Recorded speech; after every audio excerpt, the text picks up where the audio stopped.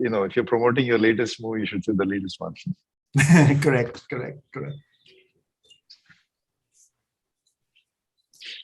Well, I'd say the one that caught my eye for being the most novel, I think, was probably design. You just don't often hear, thinking about the structures of things that way.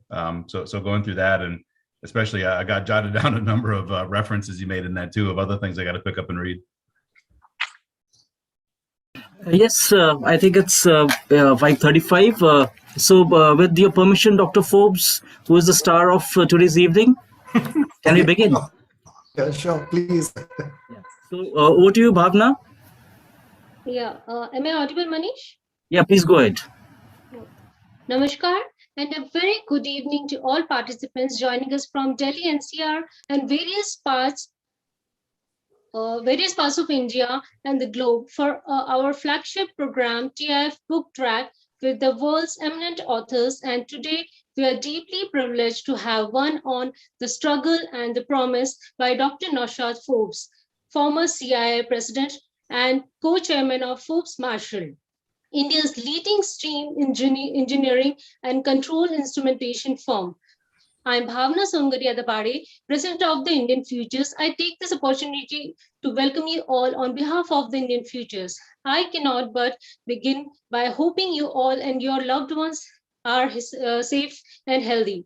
Let me, as always, introduce TIF very briefly. We are a New Delhi-based independent think tank that started out our journey in January 2016 with the sole aim to creating a global but India-centric platform to plainly and dispassionately discuss in the truest ancient Bharatiya tradition of a samvad, the ideals of a new India.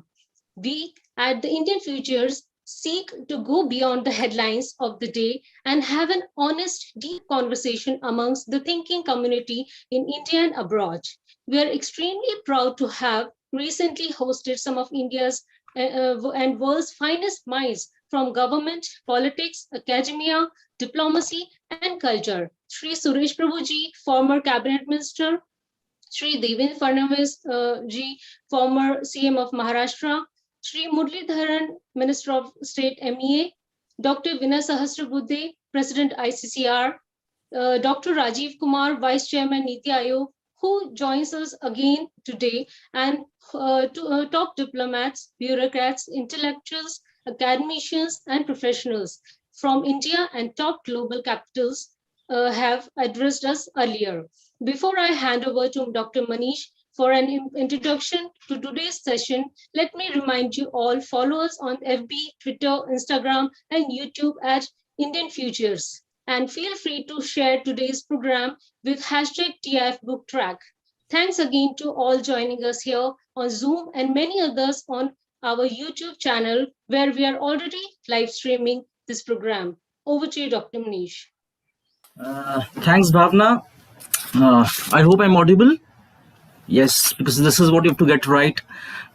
Thank you. Welcome all to this very special TIF book track. That's what we call, where we dial into top books and authors deserving obviously critical attention, but also critical acclaim where it's worthy. And we have today, in fact, the discussion is going to be on The Struggle and the Promise, Restoring India's Potential, published by Harper Business of HarperCollins Publishers. And this is the book. I'm sure most of you would have had a look at this. This book, in fact, is by Dr. Naushad Forbes, and it's a privilege to really have you with us, speak on your book and the discussion thereafter. Obviously, this book comes with lots of praise and in a way reveals the inner mind and the inner working of the author, because all of these are really respected voices globally. So you have, for example, former Prime Minister Manmohan Singh, Goh Chok Tong, former PM of Singapore, Dr. Raghuram Rajan, T.N. Ninan, a very respected journalist, economic journalist, Ramchandra Guha, Ratan Tata, and Kiran Mazumdar Shaw. each of them really inspire, all of us in many ways. Let me also again introduce Dr. Naushad Forbes beyond his designations. What I can see is that he's a part industrialist, part academic, part public intellectual, writing columns, past leader as the former CIA president. On the book itself, let me just, to set the ball rolling, in a way that it's really a very powerful story, captured in 340 odd pages, surely thought-provoking, and I would say, in fact, a bit provocative in many ways. And for me personally, I thought it was really a very personal journey also, because it richly combined really the big picture and also personal story, embedded strongly in the values Dr. Forbes believes in, and I think that's very important. And it is really not the typical run-of-the-mill book of a tycoon who is trying to give extra gyan about oneself. I think that is really wonderful in many ways. So let me flag a couple of key takeaways, which I'm sure can be, in fact, would definitely be part of the discussions and in fact introduction by Dr. Naushad, and which is just a teaser for sure, not a spoiler. I can vouch for that. And to begin with, Dr. Naushad very sharply lays down his value preferences that make, I think, tremendous sense for each one of us. It is about inclusion, equity, freedom, limited state, open markets, he talks about. And I think there are some fundamental issues, some fundamental points which he really lays out for all of us to really grapple with. For example, he really says in his opening pages that how a diverse culture, a young and an aspirational population, and a varied and entrepreneurial private sector, these are going to be the crucial foundations of India's promise. The other point which he says, and I think which is also important, we all talk about, there's so much talk about Vishwaguru, but he really puts it that why it is so important that leadership, and it comes so naturally to a country like India, which has had an civilizational existence, and why is it also important to play that active leadership role internationally.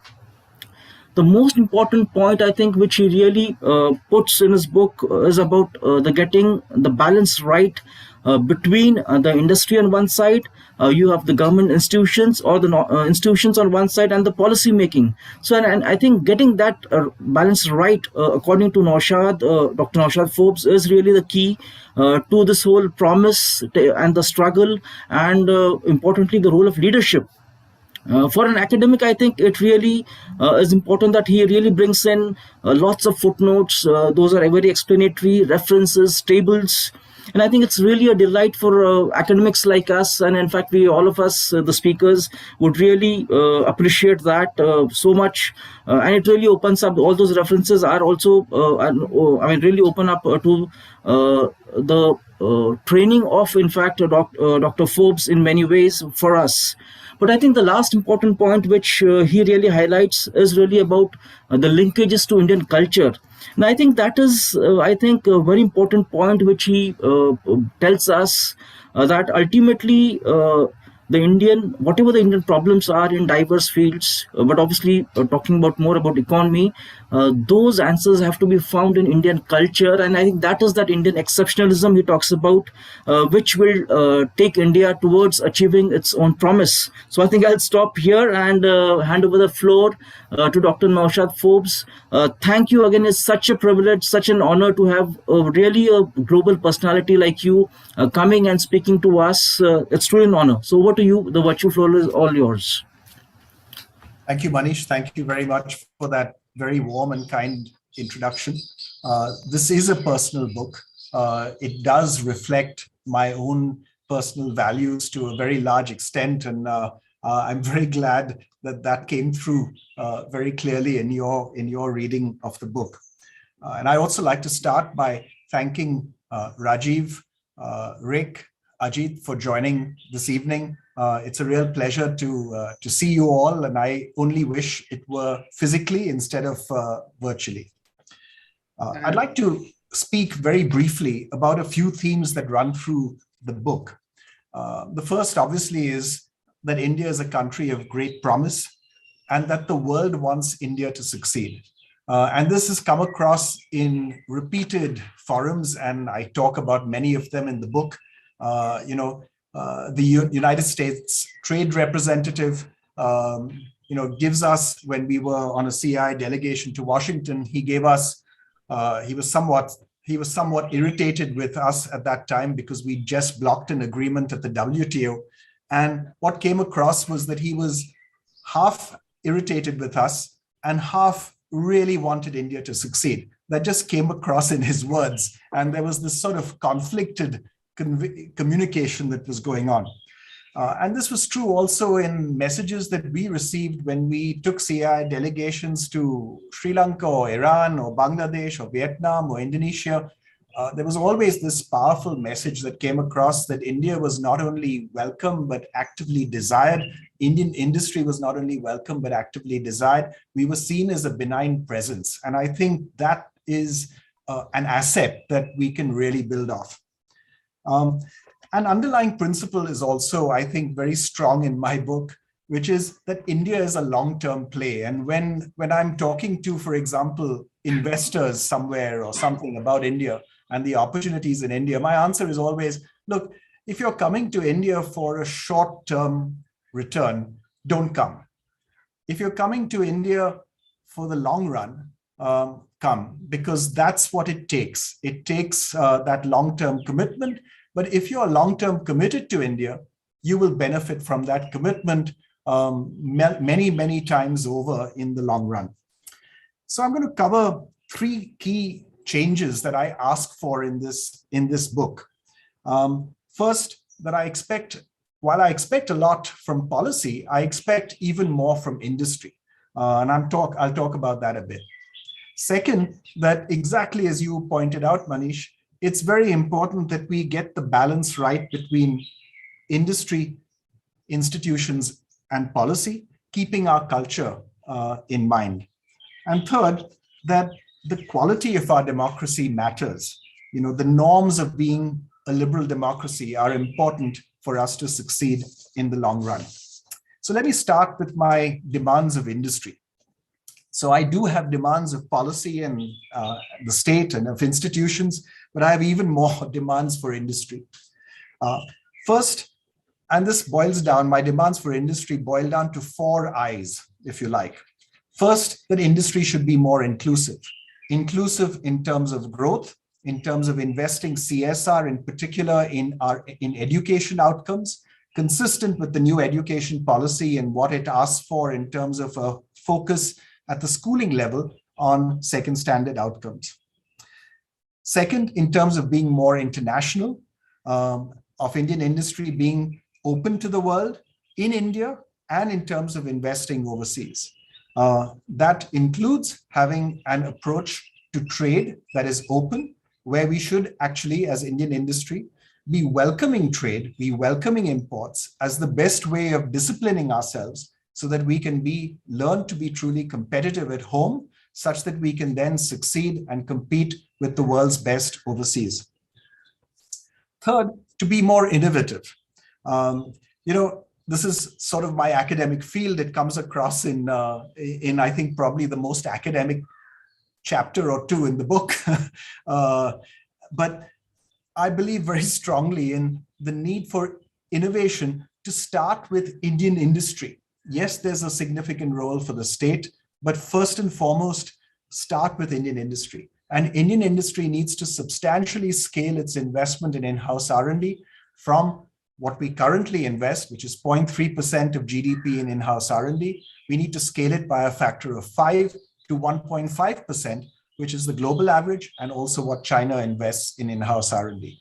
That is a very prime requirement, because we have this huge opportunity in India of relatively low cost and hugely available talent.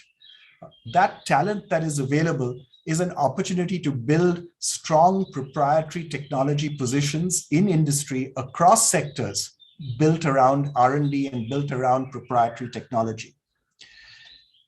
I hope we can get into some of these in more detail in the Q&A later on too, Manish. The fourth I for industry is that Indian industry needs to be more independent. The license Raj has gone, but I think the mindset of the license Raj lives on in Indian industry, constantly going to the government and asking for things, asking for protection, asking for help, asking for incentives, etc. And I think that mindset has to change. We need to be much more independent of the government. We need to be much more independent. It needs to show in a variety of different ways. And my test, if you like, of an independent private sector is a quote that I have in the book, which is, an industrialist criticizing the government should not make the headlines. Because today, if an industrialist criticizes the government, it hits the headlines. You have talk shows debating why they said what they did, is what they said right, etc. Honestly, my response is, who cares? If an industrialist criticizes the government, it should be considered entirely normal as an industrialist praising the government. And it should be something that is a normal part of having an independent private sector. Going on from that is on the role of the state, and especially the interplay of the state and its role with our very unique and diverse culture and the quality of our institutions. My argument here, and it's not a unique argument to me, my argument here is start with the understanding that we have low state capacity in India. We have the ability to formulate policy. We have much less ability to implement it effectively at the end contact point with the average citizen. And there are lots of examples in the book of this low state capacity in different sectors. Yeah, and as I say, this is not unique. Many others have pointed this out as well. Combine that with our diversity and pluralism in India. And this diversity and pluralism means that any close state government industry relationship is somehow automatically suspect.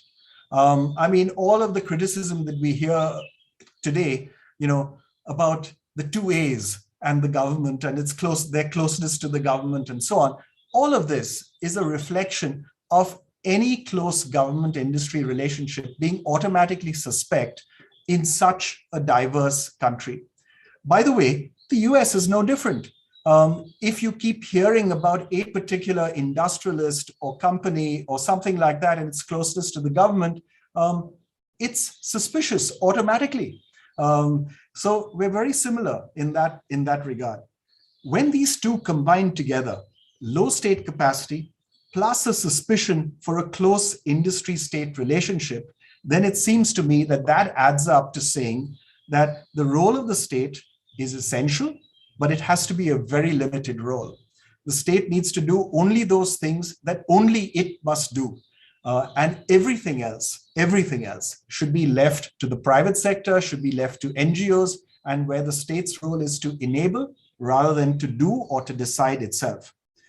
And then I apply this approach of a very limited, essential but limited state role to a few institutions. I apply it to the higher education sector, where I make the argument that one should rely, our key challenge in higher education is quality. And how do you sort out the quality problem? The way we've tried to sort it out to date is by attempting to regulate quality into the higher education system. And I think that attempt to regulate quality into the higher education system has failed miserably. And I think we need to try something different. And I think what we should do is, as in the US, rely on a combination of competition and autonomy, not either competition or autonomy, competition plus autonomy as a useful combination that can actually deliver quality instead of relying on state regulation. Or take public research. The role of the state is to fund public research, but not to do public research as we have typically done in our own autonomous R&D institutions. We should, if we're doing public technological research, say in defense or in atomic energy or in space, fund it from the state, but do it in industry. If we're doing scientific research, fund it from the state, but do it in the higher education sector. So the role of the state, again, becomes a more limited role, but an essential role to bring about that combined capability at the end of the day. That's why, by the way, the recent budget earlier this month was so welcome to me in announcing for the first time that a share of the defense R&D budget would now be open to industry and open to the higher education sector, instead of all being done within the DRDO, within the defense R&D institutional setup. It's a limited step forward. 25% of the total defense R&D budget would be available for industry and higher education, but it's a very important change in direction. And it's a very welcome change in direction, and it's potentially quite transformative if we can take it further and make the most out of it.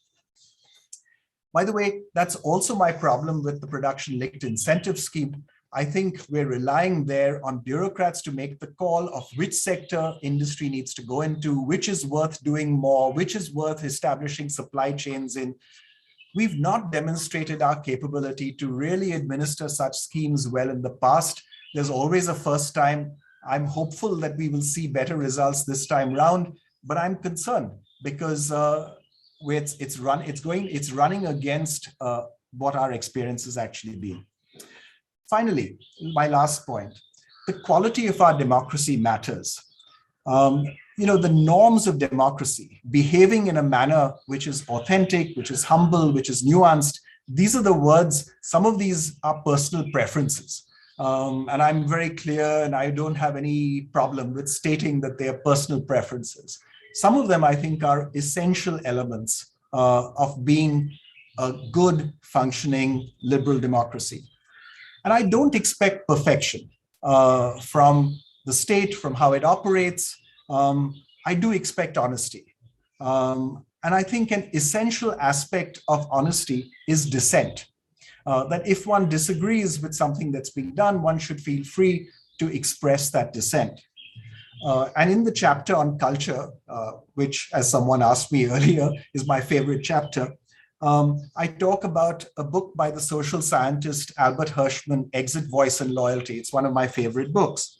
And that book talks about how different institutions, an institution, a state, whatever, how do you respond to decline? Do people respond to decline in an institution, in a country, in whatever, right? Do they respond by voice, in other words, by complaining? Or do they respond by exit, stopping to buy the good, or in the most extreme form, or as an entrepreneur say, not investing, or or the most extreme form by emigration, right? So what is the form that you will respond to decline? And Hirschman makes the argument that if you're loyal, if you have trust, then you respond with voice. If you don't have loyalty, then you respond with the exit option. So it seems to me that we can have a very powerful engine for ongoing improvement if we're open to dissent, if we're open to argument, if we want to foster indeed argument as a way of constant improvement and reflection. So the book ultimately is an argument for active engagement, for greater understanding, for greater discussion, and for greater argument about all these key questions concerning India's potential. And I look forward to today's comments and discussion in that spirit. Thank you. Thank you, Dr. Forbes. I think this was perfectly 12-minute talk. And I mean, you really did a brilliant job of summarizing 340 pages into 12 minutes of introduction. So that's fantastic. And obviously, the most, I think, fascinating part of the book, and even in fact, even of today's presentation, introduction, is obviously that you in fact start with your own industry, that what exactly industry, how important it is, what the steps industry, what is the thinking that should animate the industry in terms of being global competitive, and not really looking to the government all the time, and really hiding behind the government in terms of protectionist barriers, tariffs and all of that. So I think, and this whole point about culture, I'm sure we'll come to that in discussions later, but it's thank you so much again. And with this we move to the discussion part of today's session, and we have with us Dr. Rajiv Kumar, who is currently the Vice Chairman of NITI Aayog. Thank you very much, sir. Truly an honor to have you with us again. He doesn't need an introduction, but obviously Dr. Rajiv Kumar is one of India's top economists and author of several books. In fact, let's cut out the introduction, Manish. All my friends, they know me here. Absolutely, sir. And he has also been, in fact, we have both the Chancellor and the Vice-Chancellor of Gokhale Institute of Politics and Economics. So it is a big Pune lobby out there, and I also have a Pune connection. That I've done my graduation from Pune Ferguson College. So it's a Pune gang right here. So thank you all, and thank you, Dr. Rajiv Kumar, for joining us today. So with this, over to you, sir. How many minutes do I have, Manish? Sir, 10 to 12 minutes. 10 to 12, yeah. Thanks, Manish. And wonderful to be here, especially with Naushad, whom I've always admired and respected, and always read what he's written in Business Standard and other places.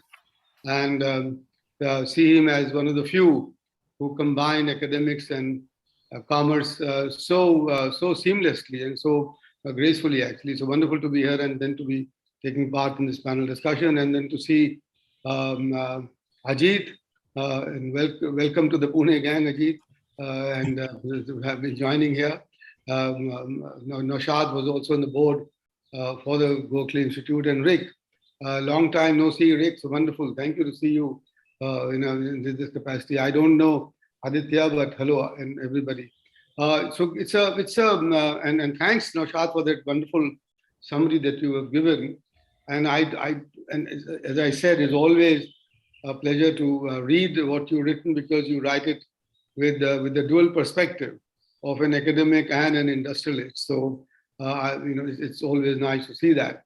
So I don't know where to begin, but I think the way you summarized it, I think let me just go by that, and which is, for example, the role of the industry, as you said, to begin with, expect more from industry. And I mean, of course, the four things that you laid out are just right. I mean, that's what you expect. My hope is, and my expectation from you, and perhaps also from the book, was to answer the question why this has not happened, because I think that's the big one.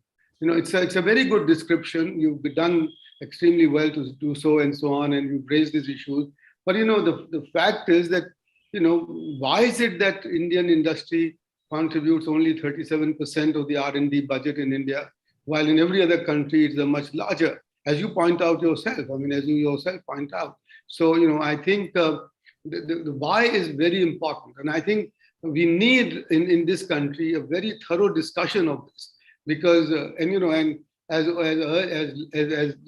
early as the 19th century, I think Karl Marx attempted this and said that that's because a large part of the Indian industry has its origin in the trading community and not in the manufacturing or the handicrafts industry. So there is no pride of the industry in what they produce. They only look at the bottom line, however it might be produced. So I think I'm not buying into that, but I think what we need, therefore, is an answer, is a question. I mean, similarly, the question would have to be answered, and that I've been the chief economist of CII, and I've been the Secretary General of FICCI, so I've also had the chance of looking at this thing from multiple sides, and at least from three sides: the government, the academia, and the industry itself. I mean, I don't know, for example, even now, as to why the industry organizations always give 8.5 out of 10 to every possible budget that we have. What's happened? I mean, I thought the industry associations were meant to be, giving proper, honest feedback. And what happened to it? And that was the role that has been the role of the American Chamber of Commerce, or of the, out of the Japanese Kedan Ren, or, out of the UK, British, British Chamber of Commerce. What's happened to us? Why not? And I can tell you in this conference that when I tried it in some places, I was told, well, that's not the way we do it, because we are very scared about the repercussions of the government. Now, the question is that, and then you say that, okay, we can't, I suppose the answer would be, well, because we are too dependent on the government. And then the first question is, why are we too dependent? Yep. What happened? Why isn't the industry taken off on its own bat and so on? So, I think, let me leave it at that, because, I have just 10 to 12 minutes. But this is an issue which only a person like you can answer. And in all honesty, and in all, and in all, if I may be allowed to use the word, with some introspection, and with your own National Council friends of the CII as to what's happened. Why not have a session there and have this as to why this is not so? Because unless we answer the question why, your wishes will never be met. They will remain just like our own, my predecessors' planning commission's plan documents, which are all long wish lists, but which never came about. So that's the first point. Let me try and make that there. On the role of the state, I think, and I don't want to be defending anything here, but it's changed in a big way in the last 7 years. The capacity, the governing, the delivery, the capacity to deliver. And I see this in spheres after spheres after spheres. It's not any government that could open 430 Jan Dhan accounts in the 4 years or 5 years. It's not any government that do 120 million Ujjwala beneficiaries in less than 5 years. And as I said, it's not a sign of weak government capacity to launch the GST and then to keep improving it. Yes, I know that there are problems and we don't have an ideal GST, as another Punekar, Dr. Kelkar will point out with great delight. But the point is that, yes, we have done it. And we've got the states on board. We've got the coalition there. So the delivery of and then now the Jal Jeevan mission, which has already connected 50 million households, with the direct tap water, is going to connect another 38 million this year. So this capacity has changed, which gives us the confidence in the 7th year of the government to launch the production-linked incentive scheme and to connect that scheme not to inputs but to outcomes. And that's the big change. And I'll invite you also to visit us and interact with what's called the Development Monitoring Evaluation Office in NITI Aayog, which is now done, which has delivered a document of evaluating on the basis of the performance on output and outcomes differently defined to the Department of Expenditure to tell them that this in future should be the basis of your budget allocation. And this has started.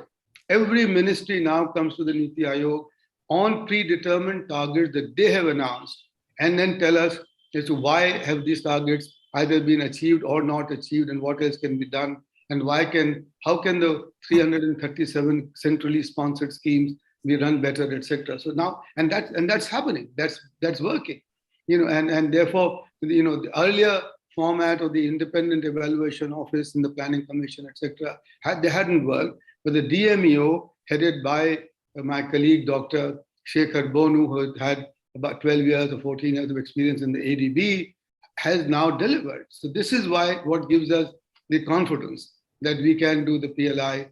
And the fact also remains, which is again a question that you need to ask, as to why the great majority of Indian industry is not in the sunrise sectors, which is what is required the government to put these PLI schemes forward, and therefore take it up, because these are the sunrise sectors that we think 10 out of the 14 are surely sunrise sectors. The others where we established our competitive and comparative advantage. So I think we need to really now review this thing about government capacity, and therefore at that same time, therefore say yes, limited engagement. But again, the point being that limited, maybe I'm talking now about the national education policy, and absolutely right, the national education policy itself calls for the autonomy of the higher education institutions. And you've got the examples of the Ashokas and the Jindals and the Ahmedabad university in Ahmedabad, which is given by Lal Bhai and others, the Ahmedabad Education Society. They are autonomous and they're hiring foreign faculties and so on. But you have to have a public education system for primary education. You need to do that, or for early childhood learning. The private sector can't be expected to do that. And the other point is that the private sector, we should ask the question, why, unlike America, why unlike in the US, why does the private sector require profit-making framework for higher education entry into the higher education or into the school education? The largest and the best known universities in the world are run as trusts. And why is it that we think that only a profit-making paradigm is better for private sector entry? So what I'm really saying is that limited, yes, but we need to define limited. Is it only law and order, as Adam Smith put it, or is it also primary health and basic education and hygiene and cleanliness and environment? And by the way, here I must emphasize the fact that India is the only country in, I think, human history which has had to now not treat development and environment as a trade-off and to do the two together. And this has to therefore require much better state capability and capacity. And that's what is now the need of the hour, rather than to say that we withdraw completely from wherever we are. So the question is, and this is what I think maybe could have been more emphasized, is how to improve the quality of governance in this country. Because that, I think, is the key going forward. Because that will answer a lot of questions, as we which face us today. Democracy, I will leave out of it. I'm a mere voter and not anything more than that. So, but let me get one comment on one thing before I end my time, and which is that your emphasis on free markets and your quoting in extent my predecessor Arvind Panagaria with great sort of support and etc. And also quoting others and so on. This extreme view of free market, and saying that government has no business at all to be anywhere and we have open globalization. You yourself write in the book that the free market, as enunciated by the Brits, was defined by gunboat diplomacy. Was that free market?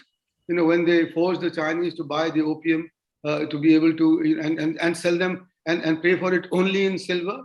Was the Lancashire versus Bombay argument that raised before our independence an example of free market? And with due respect to Rick here, is the US policy of having all their coastal trade only in US bottoms a free market? Now, this free market is a very dangerous thing to have. And I think this is why, this is where what you need is a far more nuanced approach. And I was one of those who at one point was negotiating RCEP, but then later on decided that we were not ready for it, because what you need to take care of is the back end before you get into the front end. How can Indian companies compete if logistics costs are 14% as compared to 8% in the world? What do we want to do there? How can they compete if their electricity tariffs are 10 times that of the world average? So how can they compete if they have to bear the costs of all other the transport subsidies and so on? Now the whole thing therefore is that we need to work together, and that's where the balance between the industry and the government has to change to bring this about. To bring this about in the sense whether it's R&D or it's research and the what I call the back end of global competition. Well, I am all for globalization. I think it's an absolute premise that you have to have openness and globalization, etc. But to prepare the country to become a part of the global technology trends and so on, I think what we need, and I was hoping to find a discussion of this, is that how do we build that trust between the government and the industry? where the government can be candid and so can the industry be, and the feedback mechanism and what happened, how do we do it? So my one thing is that why has the behavior been so? And two, that yes, we know that there is this mutual suspicion almost of the industry and government. And as you say yourself in the book, that close connection with anybody means cronyism. But shouldn't be. And I've had, when we prepared in NITI Aayog, in India at 75, we consulted about 1,300 people, including everybody in the industry. And nobody charges with that. So, but we need to build that bridge and that basis of trust. What is the process that we need to take into? And I think that's where your book very wonderfully takes us towards. And I think that's what we need to talk about. But what I need to emphasize this, that singing the paeans of free market and completely unbridled, and by the way, the tariffs in the last 10 years, effective import duty in India has come down from 20% to 4%. So we have not, as it were, closed our borders. And the recent increase in some tariffs is to protect the capacity in the hope that the industry will use it not to create a third Bombay club, but to become itself more effective. And you have to ask yourself the question, and we have to ask ourselves the question, and I was in the government in 1991, as to why the industry did come up with the second Bombay club, and which Dr. Manmohan Singh had to take up in the annual session of the Confederation of Indian Industry. But the hope today is that we in NITI Aayog and the government and the industry can work together and change all of this and make a united front and a coalition to make India capable of being much more part of the global flows of commerce, industry, technology, and finance, which I'm sure we are not, and we will benefit a lot with that, because unless our export to GDP ratio rises, we are not going to be able to complete our economic transition. So thank you very much for writing the book, because it spurred all sorts of questions in my head, which I've been thinking for a long time. But I think we need to go a little beyond, and I'm expecting you to write your next volume to answer the question, the why and the hows. Thank you. Yes, thank you, Dr. Rajiv Kumar, for really, in fact, that was really putting in perspective. The question of, as I said, are we entering an age of gated globalization? Why is it important? Number two, also the role of state. What exactly are the expectations from the industry? And also, I think the last point, which is sort of an agenda about the more trust between the government and industry. Dr. Forbes will obviously you'll have an opportunity to respond to each of the speakers after they are done with. So thank you again, Dr. Rajiv Kumar. With this, I now request Dr. Ajit Raniti, who is joining us today, and he is the Vice-Chancellor of Gokhale Institute of Politics and Economics, Pune, and was also the Group Executive President and the Chief Economist of Aditya Birla Group. I'm also proud and happy and excited that he also, as a JNU Connect, has taught in JNU for a couple of years. So it's great to have you, Dr. Ajit Ranade, back in JNU, but obviously virtually. Thank you, Manish. I guess I'll speak for around 10 minutes. There is so much to speak, but I want to begin because I know that Naushad is a fan of PG Wodehouse. So I was trying to come up with the right kind of quotation. But so there is this Bertie Wooster. I don't know if you guys are Wodehouse fans. So Bertie Wooster is this happy-go-lucky, wonderful person. So you are, Rajiv says. Hi, do you want to say something? You just said that you're a Wodehouse fan. So Bertie Wooster. That I'm a Wodehouse fan. Nobody can be not a Wodehouse fan.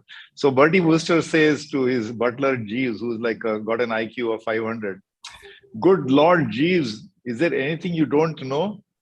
So Jeeves says, "I couldn't say, sir," in his inimitable style. So when I read the book, I got that impression, Naushad, that my God, this book has so many things.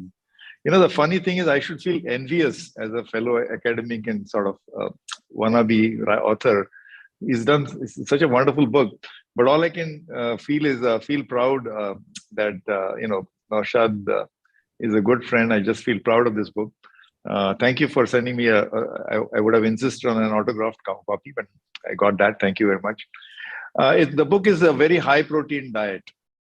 Every chapter, if not every page, has very high protein stuff. High protein means you can't just, it's not junk food. You can't just swallow it and hope that it's good.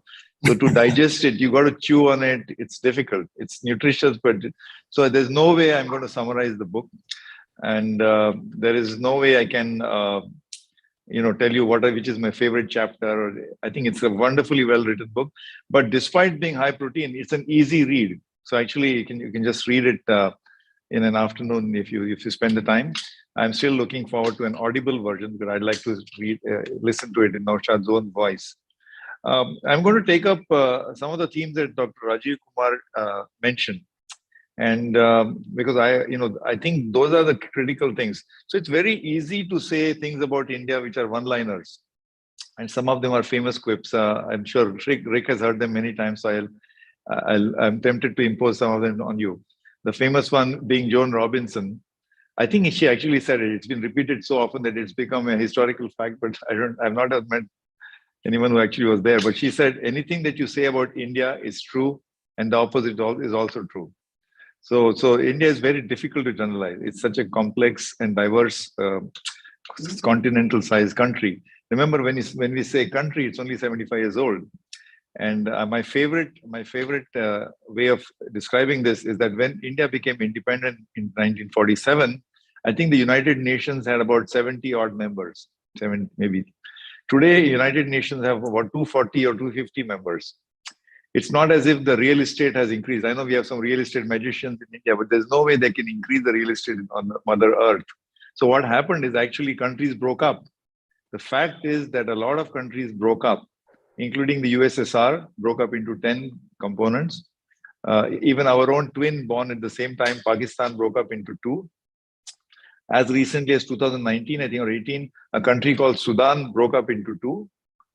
So this is the story of the last 100 years. And it's an incredible miracle, I think nothing short of a miracle, that a country as one of the most diverse country on every possible metric dimension you can think of, ethnicity, race, cuisine, culture, language, geography, such a complex and big country is still in one place, in one piece. I think that itself is a miracle which we must acknowledge and celebrate. And it's an even bigger miracle because we adopted this bold experiment, if I can call it, I don't know if it was an experiment, but out of conviction, that we adopted one person, one vote, man or woman, Hindu or Muslim or Christian or Parsi, from day one. Most of the advanced democracies in the world took a long time to adopt this adult franchise. So it was with great conviction. And some of the most delightful and enriching reading is the Constituent Assembly debates, which happened between 1946, I think, and they ended on 26th November 1949. So almost for 2 years. Remember, in 1946, it wasn't clear that we were going to be two different nations. India and Pakistan might have just ended up being one country. So we actually had the what became future Pakistan. All those people were in the Constituent Assembly. After 47 August, then they split up into 2. So Pakistan had its own Constituent Assembly, which continued to debate, and India had its own Constituent Assembly. This Constituent Assembly, the debates are incredibly enriching and very enlightened and very mature. Very also, India had I think the good fortune of borrowing or depending on some great constitutions of the world, including the United States Constitution, or the thinking that came after the French Revolution, or other parts of the world. So I think this is the foundation of the country. And many of the debates that we actually look at today, you'll be surprised to know that it's already been covered in the Constituent Assembly. Whether it's a uniform civil code, or whether it is the language, linguistic issues, or river sharing, everything is already there in the Constituent Assembly debates. So periodically it needs to be sort of reviewed, revived, and popularized. So that's the thing about Naushad's book, and what Dr. Rajiv Kumar also said indirectly, that actually Indians know what is to be done. If nothing else, Indians are great debaters, as Dr. Amartya Sen, Professor Amartya Sen said, argumentative Indians. But the Constituent Assembly to me is the iconic, is the symbolic thing. So a lot of stuff is already known. The question is how to implement it, how to get things done. And the recent examples on that, I would say we should learn from not only from our failures, but also from our successes. Rajiv pointed out to the 400 million no-frills bank accounts, which were opened in about 24 months, which is kind of a world record. In fact, it is indeed a Guinness record. I think it's in the Guinness records. But Rajiv, just to point out, that was done because of the hard labor, the midnight oil burning of all the public sector bank employees. Most of them had to stay up till midnight or 2 a.m. And that's how it happened. So the public sector banking actually contributed to a big, largely. If you find even today, out of the 400 million no-frills account, not even 1% of those accounts are in private banking. Private banks account for 24, maybe 20% of public deposits and loans, but only 1% of those no-frills account, which are actually those accounts. Those bank accounts are key to India's success with what is called DBT, the direct benefit transfer to of subsidies, and the miracle of what is called the JAM Trinity. JAM stands for JAM is A is for Aadhaar, M is for mobile. Jandhan, Aadhaar, and mobile. Jandhan, that's right. Jandhan is the no-frills bank account, right? But this success, let's remember that it's actually the foundation of public sector banking. The other success I would like to remind, and this is somewhat older, is that India had the world's largest mobile phone manufacturing facility. The largest mobile phone manufacturing facility. It was run by a company called Nokia. And it was also a place from where mobile handsets were exported. Of course, this is before the era of smartphones. And this is, of course, a precursor to the demise of Nokia as a company globally. But this is also a success. We must remember it. This is a factory in Sriperumbudur, which I think employed something like 35 or 40,000 people, and 70% were women. So that this happened in India. So we need to learn from our own successes. But also, of course, we also need to learn from the failure, in the sense the same Nokia factory. Of course, Nokia did not fail to catch the smartphone bus and many other things globally. But the closure of Nokia, in fact, when Nokia was bought by Microsoft, Microsoft said, we will buy everything except the India factory. So they kind of ring-fenced it. So that same story also has failure inbuilt in it. So I think, there's so many of these successes and failures. So we need to learn both from our failures and from our successes. I broadly agree, as I said, it's basically implementation. We need to do things. I'll just give you 2 or 3 examples. Say judicial reforms. We know what is to be done. India has the very high pendency rate. Very famously, as this number is quoted, I think it's something like 32 or 34 million cases are pending if you look at all levels of the judiciary. And if you ask in the American system, what is the pendency ratio? How many cases are pending? And the answer is 0, nearly 0.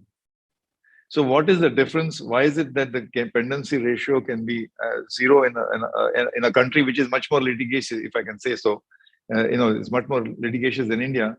The reason for that is because in the US, when a case goes to trial, there is a 90% probability, 90 to 95% probability that the defendant will be found guilty. This is a statistical empirical fact. And the reason for that is that the prosecutors prepare the case preparation, I'm talking about criminal cases especially, do a very thorough job. So actually the secret of that lies with the prosecution and the attorneys who prepare the case. In India, if you don't, if you actually take the case to trial, you can heave a sigh of relief, because there's a more than a 50% chance, perhaps 60, 70% chance that a defendant will go scot-free, will be found not guilty. And often the not guilty verdict is based on technicalities because of shoddy, investigation, or something happened to the evidence, or so basically the homework. And because of that, in the US system, there's a very high predominance of out-of-court settlement, which is what India is trying to be pushing for: arbitration and out-of-court settlement. The judges keep telling us, why don't you settle your dispute out of court? Don't clog the system. So this is just one example. Judicial reform is not just getting more justice. We also know that Indian judges work very, very hard. We have 32 million cases pending, but what is not so well known is that Indian judges dispose of something like 28 million cases annually. So the disposal rate is also high. So if we just had 25% more judges, we would be able to clear the pending. But that's not the point. It's not as if you need more judges there. I mean, that would help. It's that we need to, the reform is at the investigation, the prosecution, the policing, putting the case together. So this is one example what, and of course, the Supreme Court, the Article 32 of our Constitution says that the Supreme Court must hear every citizen. But this creates a situation where anybody, all kinds of cases land up in the Supreme Court and they have to hear it. There was just a few months ago, maybe some time ago, there was a case where the Supreme Court had to hear this case. The dispute was that the deity in the temple in Trivandrum, Padmanabha temple, whether the deity can listen to this song or that song to wake up the deity in the morning, the prayer that has to be sung, that was the dispute. And because of that, I mean, is that a constitutional? The Supreme Court is supposed to hear only constitutional matters, not, but almost everything lands up there. And that's also a cause for the clogging of this. So judicial reform, then electoral reforms. I think when Rajiv mentioned that, how do we create trust capital in the system? Why doesn't the government and industry trust each other? I think that probably points to a more basic issue of trust capital, building trust capital. I think, I don't know whose textbook is that, which talks about how trust capital explains the performance of democracies across the world. So building trust capital, I think also not only need judicial reforms or police reforms, but also electoral reforms, democratic reforms. That, just the other day, just 2 days ago, the Prime Minister of Singapore mentioned the statistics of criminality elements in our legislatures. And these are based on self-sworn affidavits. That is, it's based on their own affidavits, which are sworn documents. What is the percentage of people, elected representatives who have criminal cases pending against them? So either we should have a fast-track court, or surely in a land of 1.3 billion people, we can find 500 legislators who have a clean record. So that's where democratic reform means that we need to have the have the will to pass a law which says that unless you clear your name, unless you have a clean criminal record, you cannot stand for election. A simple reform. So I could go on, but I don't want to. I want to come back to the book just a few minutes. I just enjoyed really everything. Every page, Naushad.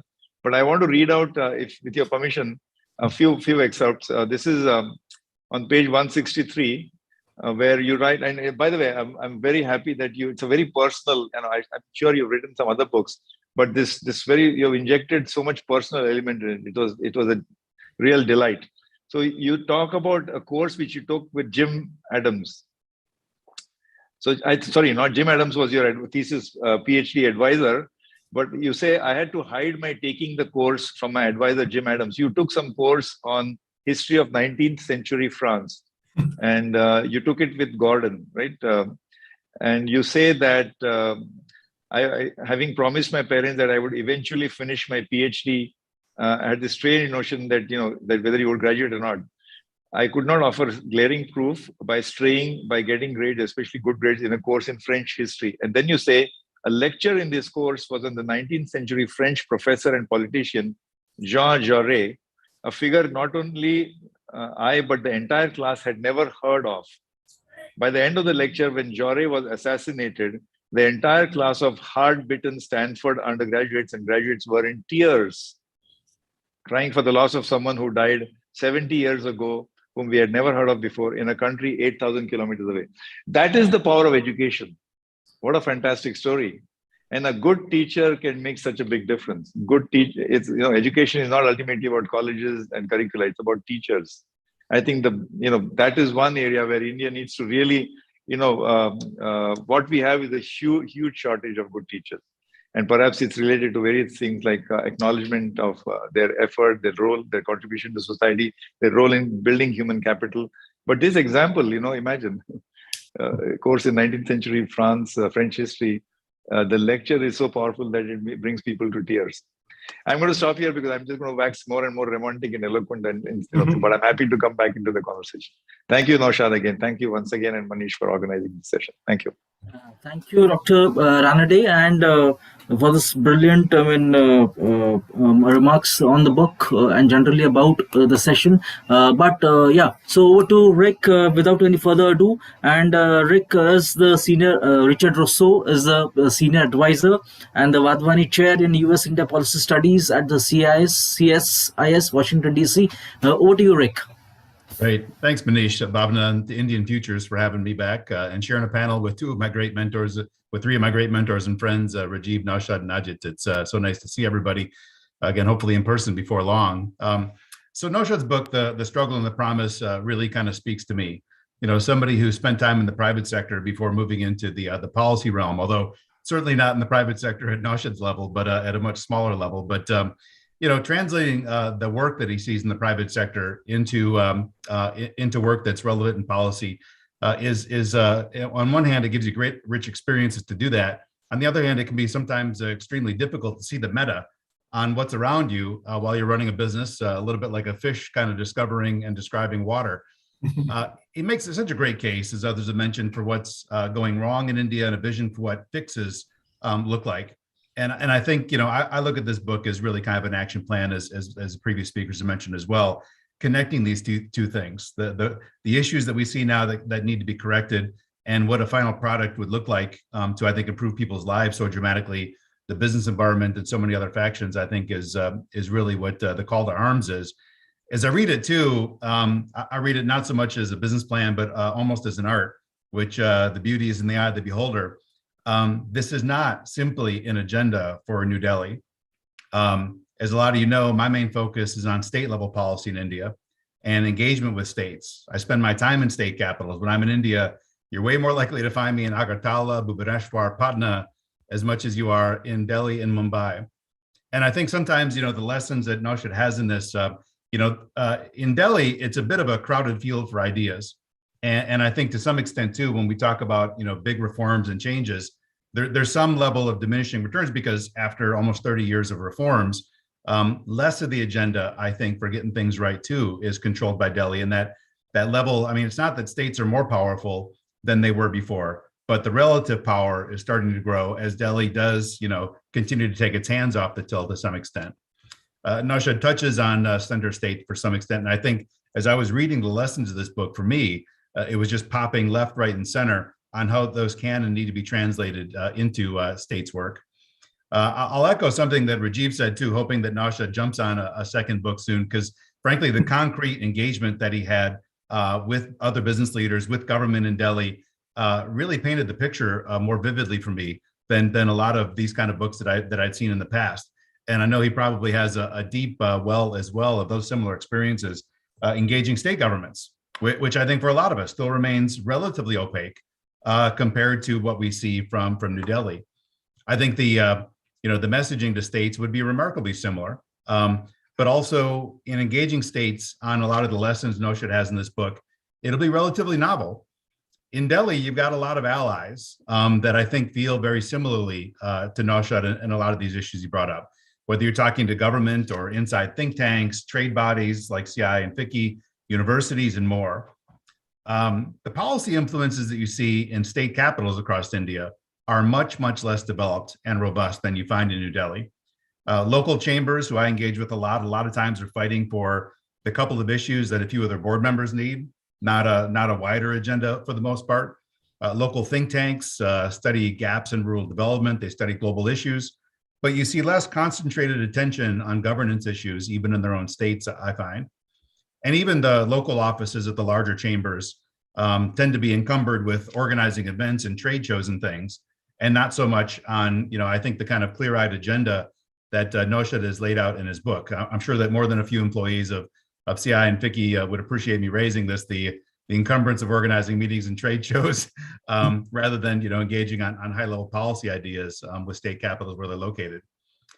As this audience knows, so much of India's development is really driven by state leaders, and the topics that they need to be focused on are very much on point with what Naushad covers in his book: business opportunity, infrastructure investment, education, ethics. All these things I think resonate deeply. Now, I think that we've all seen real terrific work over the last number of years from NITI Aayog, from DPIIT to assess and rank state governments. So I think the transparency, the visibility we've got on state level policies is definitely improving. You just need a lot more action from groups other than that to encourage states to do the right thing. I think Naushad's call to arms for industry to kind of step up, and of course referencing in Delhi and the reforms in 90 and things like that. But I think that multiplies at the state level. A tough love conversation with the state government can be dangerous. I'm not saying that it's a simple and easy thing, especially if it's done where it gets out publicly. You risk the idea that a state government can disengage with you as a company or an organization at a minimum, and in the worst case, there could be operational retributions, slower licenses, increased inspections, and things like that. But the private sector does have such a crucial role for trying to shape state level policy and priorities. And I love, for instance, how Naushad kind of covers those early days of the 91 reforms, open the economy, but not in my sector. I think this kind of articulation and seeing how that translates into state policies to me, as I was reading the book, really kind of rang. And listen, this agenda is shared at least as much by American corporate executives. I find that most US executives, which today I think have unprecedented access to the Indian government, including state governments, but when they sit for those meetings too, do they focus on the meta agenda? No. They tend to focus on resolving the one or two things that their company needs to survive and thrive, which I get. I mean, that's why they are hired, that's why they're paid.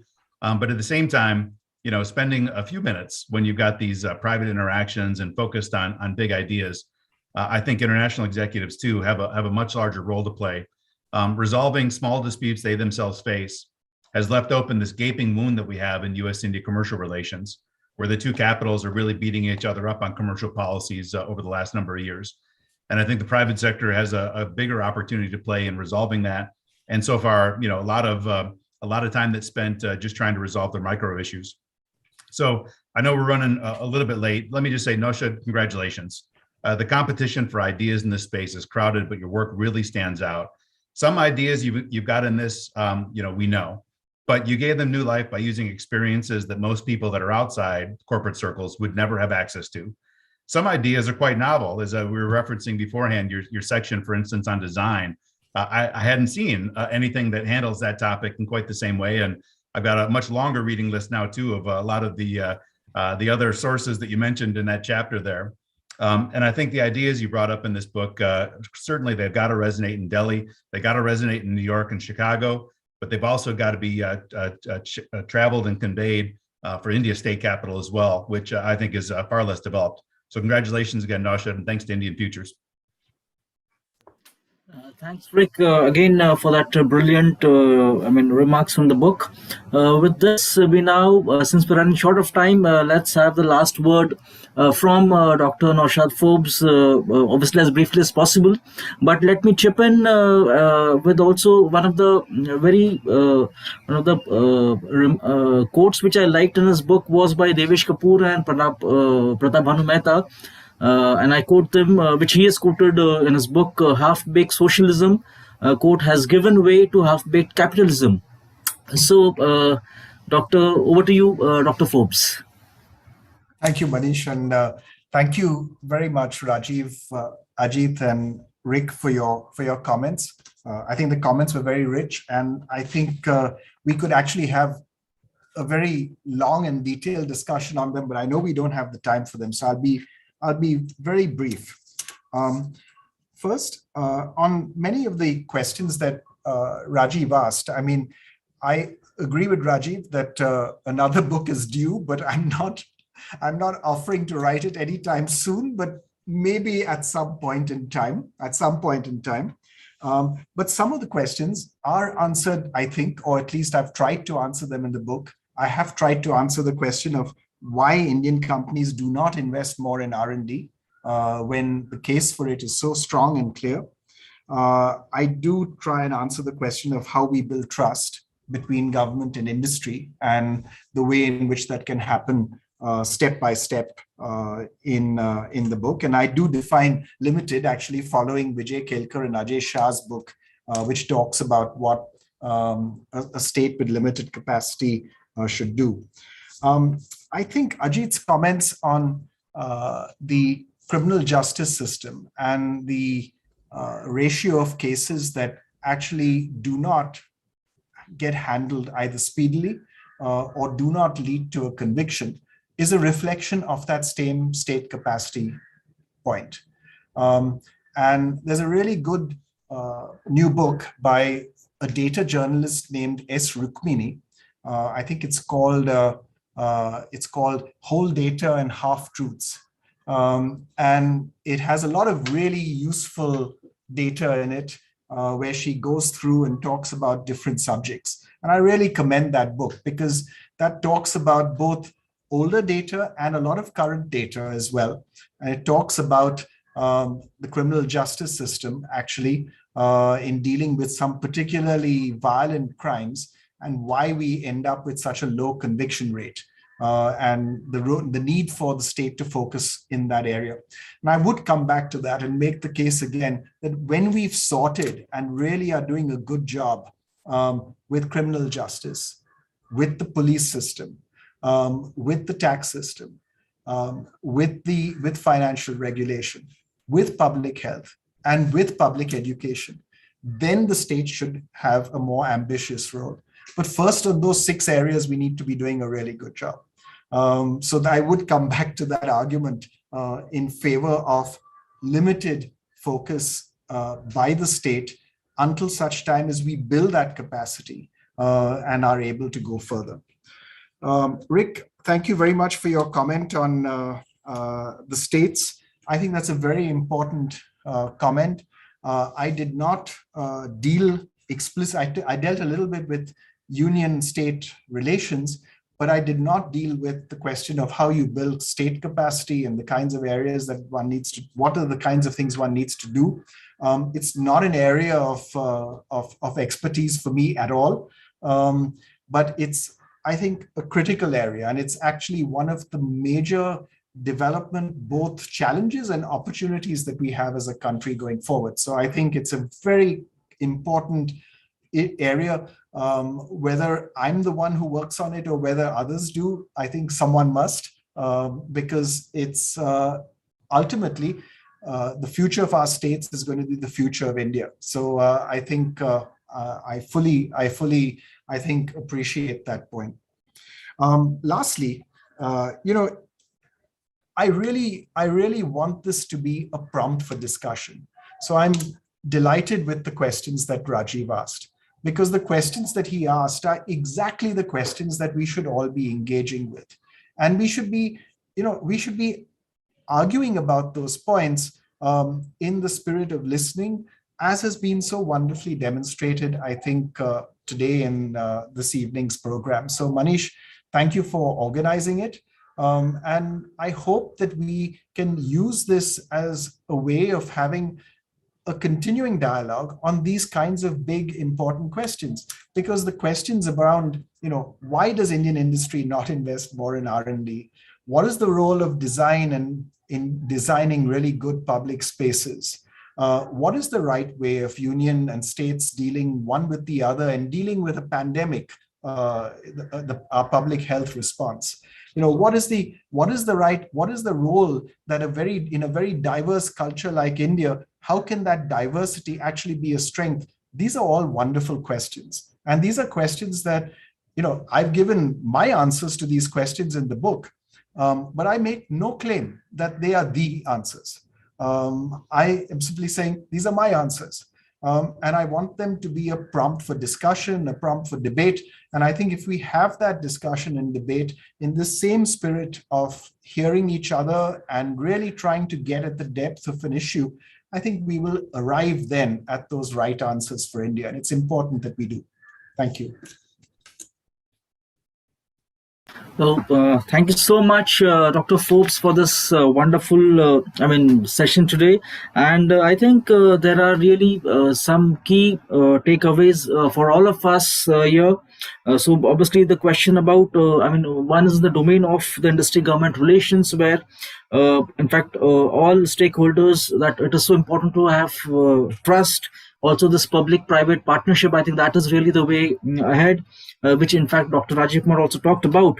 And I think the larger political climate in which the India growth story is going to surge ahead, and that is really about having an inclusive democracy, celebrating diversity, and even also respecting diversity. So I think these are so important for India's success as a Vishwa Guru, which we all talk about all the time. So thank you again. I wish we had time for more questions, but thank you again, each one of you, beginning with Dr. Naushad Forbes, obviously, and again, compliments and congratulations for really writing this book and giving academics and economic policymakers really an insider view. And also I think it's a wonderful story for someone like me, or many like me who are also joining us today, sitting in the academia, that exactly what sort of issues are really pushing India. I mean, what exactly is the promise, and what exactly are the struggles which India engages at the industry level, at the government level.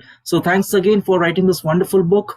Also Dr. Rajiv Kumar, as always, very kind to join us, and Dr. Ajit Raniti also, and Rick also, who really, I'm personally thankful that he really got up for us that early in the morning. So thank you all for joining us and making this evening so memorable and with so many rich takeaways. So thank you all for joining us. Thanks, Manish. Bye-bye. Thanks. Thank you. Bye. Sure. Bye now. Bye. Take care. Bye, Naushad. See you. Bye. Bye, Rajiv. Bye-bye. Rajiv. Good to see you in Pune. Bye. Bye, Ajit. Bye, Rick.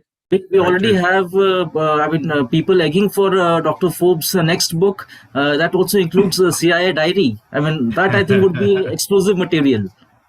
Yeah. Thank you.